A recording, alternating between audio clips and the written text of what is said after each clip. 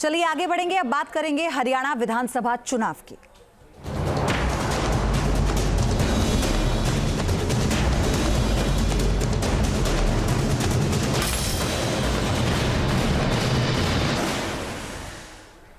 हरियाणा में विधानसभा चुनाव का प्रचार अब आखिरी चरण में है, इसीलिए सभी दल पूरा जोर लगा रहे हैं।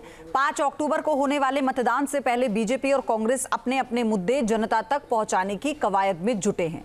सियासी रण में वार पलटवार का दौर कैसे चल रहा है, ये रिपोर्ट आपको बताएगी।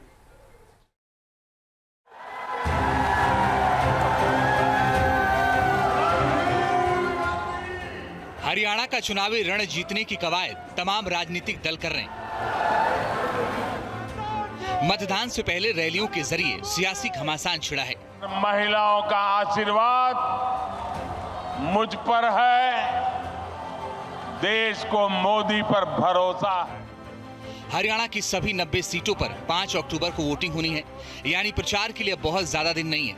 इसलिए बीजेपी हो या कांग्रेस, सभी पूरी ताकत से जुट गए हैं। बीजेपी लगातार तीसरी बार सत्ता पाने की कसरत कर रही है, तो कांग्रेस 10 साल बाद सरकार में आने की जोर आजमाइश कर रही है।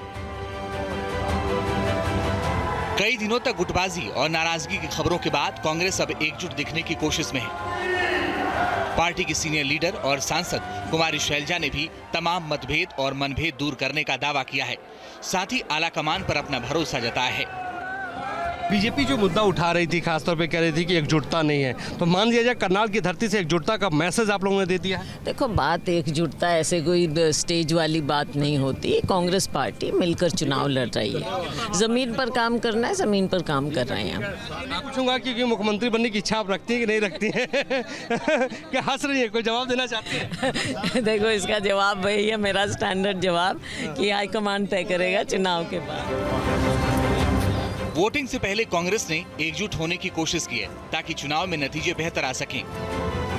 बड़े नेताओं को साथ देखकर कांग्रेस कार्यकर्ताओं की उम्मीदें भी बढ़ी हैं। राहुल गांधी से कितनी उम्मीदें आप? उससे एक तरफा माहौल हो चुका है।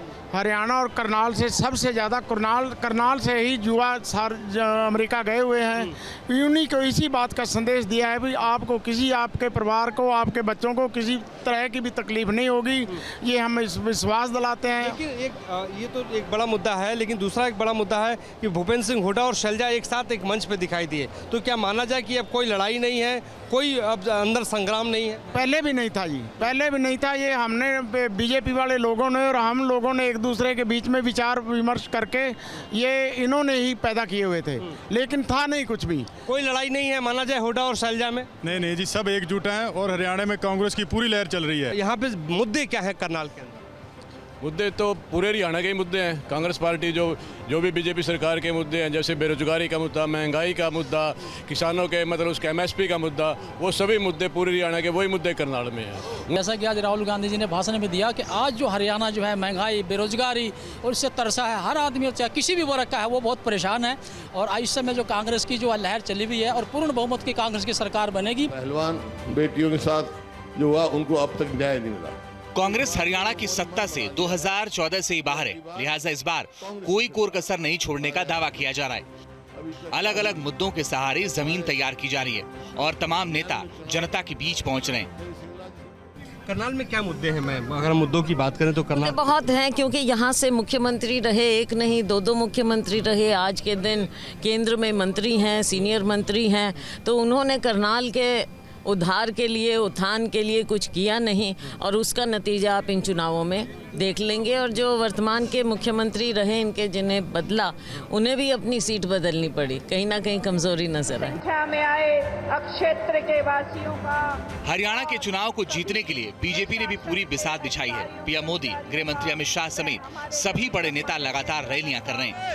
आतंकवाद को हरियाणा, पंजाब, बीजेपी अपनी सरकार के 10 साल का रिपोर्ट कार्ड जनता को बताने के साथ ही कांग्रेस की खामियां भी गिना रही है।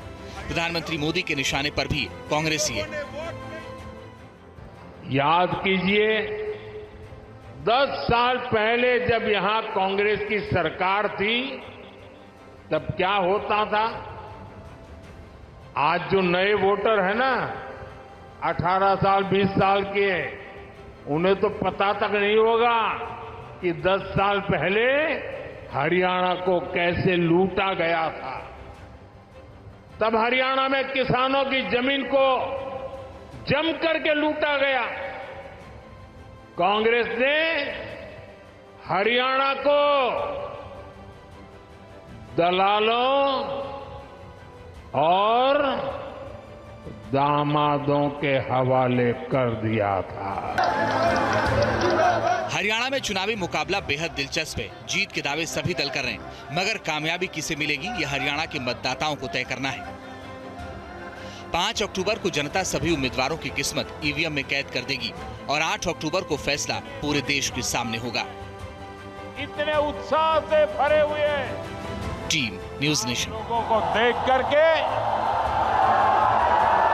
मुझे भविष्य साफ नजर आ रहा है। न्यूज़ नेशन अब व्हाट्सएप पर खबरों के ताजा अपडेट के लिए न्यूज़ नेशन के इस QR कोड को स्कैन करें।